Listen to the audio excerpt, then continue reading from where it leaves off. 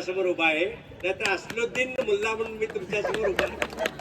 म्हणून बोला श्री राजा छत्रपती शिवाजी महाराज की जय. महात्मा ज्योतिराव फुले आणि सावित्रीबाई ज्योतिराव फुले यांना वंदन करून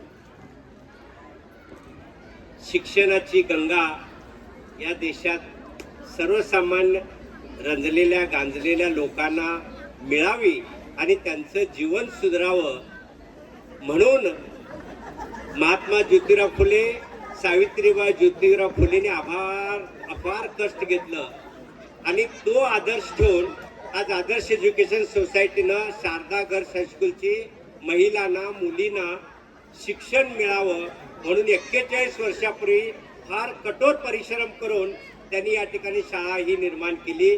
त्याचं हे फळ आज आम्ही तुम्ही चाकत आहोत. हे वृक्ष लावलं, मोठं केलं आणि आता त्यांचीच आता सध्याची जी डायरेक्टर मंडळी आहेत त्यांच्या आशीर्वादानं ती सुद्धा चांगलं काम करतायत. मराठी भाषा टिकली पाहिजे, मराठी संस्कृती टिकली पाहिजे, हे टिकवण्याचं काम हलगा मराठी शाळेची जी शाळा सुधारणा समिती आहे, कोंडसगोप शाळा सुधारणा समिती जी या ठिकाणी उभी आहे, त्याचप्रमाणे आदर्श एज्युकेशन सोसायटीचे जे सध्याचे डायरेक्टर आहेत ते अत्यंत चांगल्या रीतीनं काम करतायत. म्हणून टाळ्यांच्या गजरात मराठी भाषा टिकवण्याचं काम हे करतायत म्हणून तुम्ही जरा टाळ्या वाजवून त्यांना धन्यवाद द्या. रमाकांत दादांनी आई वडिलांच्या विषयी सर्व काही सांगितले, गुरूंच्या विषयी सांगितले.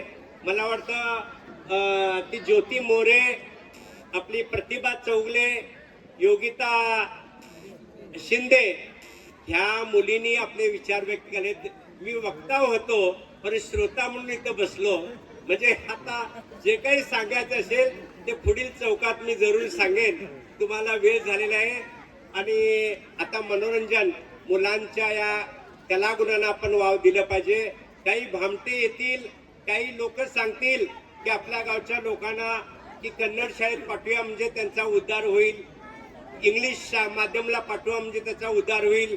मी आज वकील 40 वर्षापूर्वी मराठी भाषेत शिकलो म्हणून मी वकील झालो, बेळगाव वकील संघटनेचा उपाध्यक्ष झालो. या देशाची घटना ज्या बाबासाहेब आंबेडकरांनी लिहिली, पुरं जग त्यांना सन्मान करते. हिंदुस्थानातच नव्हे, त्या बाबासाहेब आंबेडकरांनी सुद्धा मराठीत शिक्षण घेतले, लक्षात ठेवा. म्हणून ही घटना तयार झाली आहे. म्हणून मराठीत तेवढं बळ आहे, त्या मराठीला आपण विसरू नका. तुमच्या पालकांना, शेजाऱ्या आजारपेजाऱ्यांना सर्वांना सांगा की मराठी शाळेत, मराठी हायस्कुलात आपली मुलं शिकली पाहिजे याची दक्षता घ्या.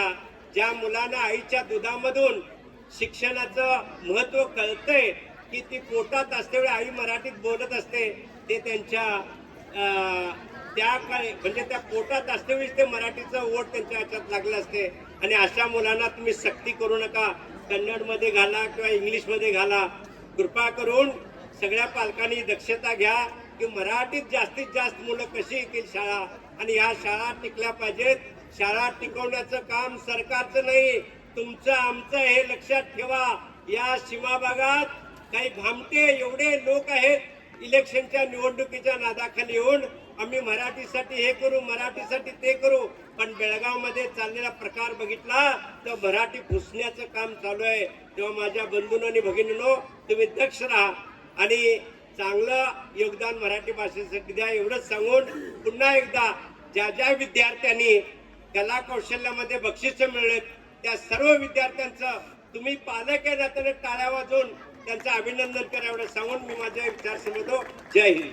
जन्म मायभूमीमध्ये झालेला आहे, शिक्षण हे मायभूमीतच घ्या असे आपल्या भाषणातून थोडक्यात आपल्या सर्वांना सांगितल्याबद्दल खूप खूप धन्यवाद. वेळेअभावी